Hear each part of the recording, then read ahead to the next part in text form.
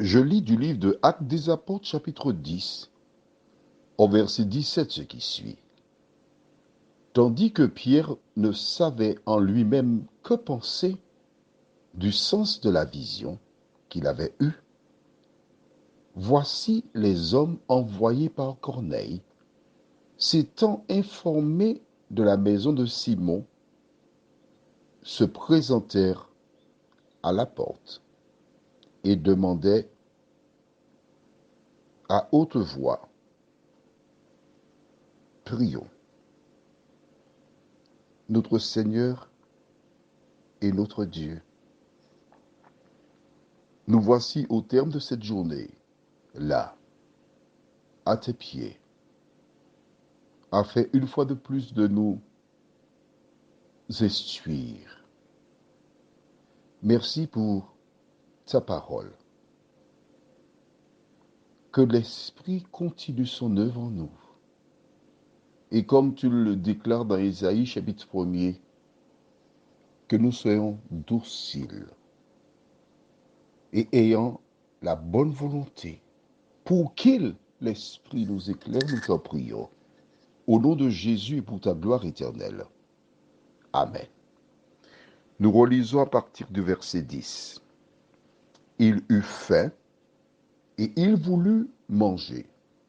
Pendant qu'on lui préparait à manger, il tomba en extase et vit le ciel ouvert et un objet semblable à une grande nappe attachée par les quatre coins qui descendait et s'abaissait vers la terre, et où se trouvaient tous les quadrupèdes et les reptiles de la terre et les oiseaux du ciel.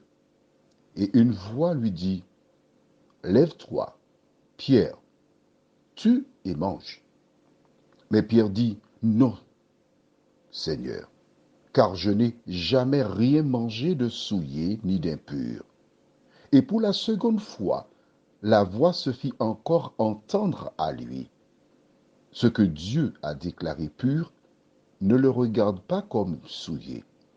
Cela arriva jusqu'à 3 fois. Et aussitôt après, l'objet fut retiré dans le ciel.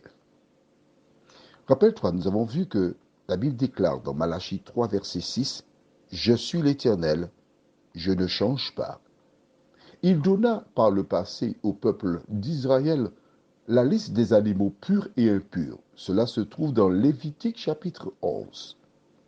Dans cette déclaration, nous voyons bien que Pierre dit dès la première fois, « Non, Seigneur, je n'ai jamais rien mangé d'impur ni de souillé. » On se rappelle aussi que Jésus a vécu avec Pierre pendant 3 ans et demi.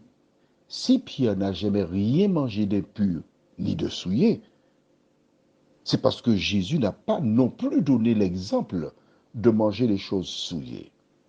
Nous avons aussi vu comment Daniel, au chapitre 1er, verset 8, il refusa de se souiller par les mets que mangeait le roi. Au terme de la troisième présentation, la parole déclare que Pierre ne savait en lui-même que penser du sens de la vision. En clair, ça ne pouvait pas être quelque chose de littéral. Il y avait un sens. Mais qu'est-ce que ça peut vouloir dire? Dieu est en train de me dire quelque chose, mais je ne comprends pas. Et pendant qu'il est dans cette réflexion, la parole déclare que les hommes envoyés par Corneille arrivèrent et s'étant informés de la maison de Simon, se présentèrent à la porte et demandèrent à haute voix, c'est-à-dire pour que Pierre entende. Bonjour, est-ce que c'est bien la maison où se trouve Simon-Pierre? Simon-Pierre sursaute. Qui me demande? Il jette un coup d'œil, il aperçoit un soldat romain. Tu sais quelle image ça ramène à son esprit? Soldat romain? Jésus? Mais qu'est-ce qu'on peut bien vouloir me chercher? Nous verrons la suite demain, si Dieu nous prête vie. Prions. Notre Seigneur et notre Dieu, nous te bénissons parce que Ce verset de la Bible éclaire celles et ceux qui t'aiment et qui veulent vraiment connaître la vérité. Parce qu'il indique que cette vision a un sens. Ce n'est pas quelque chose de littéral, mais il y a un sens. Qu'est-ce que ça peut vouloir dire? Seigneur, tandis que nous allons continuer à étudier cette belle histoire, nous te remercions pour ton esprit qui nous aide à comprendre que lorsque ton fils reçut cette vision, ce n'était pas une porte ouverte pour manger tous les quadrupèdes et les reptiles de la terre. Merci pour la compréhension que tu nous as accordée, nous t'en prions. Au nom de Jésus, pour ta gloire éternelle. Amen. Je te souhaite une bonne nuit.